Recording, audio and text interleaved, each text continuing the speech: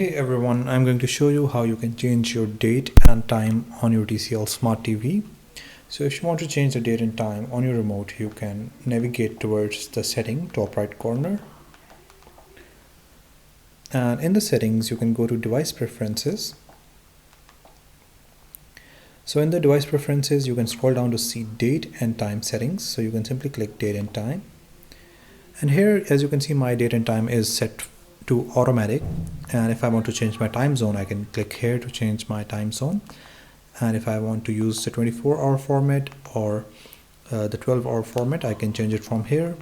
And if I want to manually set date and time, I can change the automatic synchronization to turn it off and then change my date and time just like this.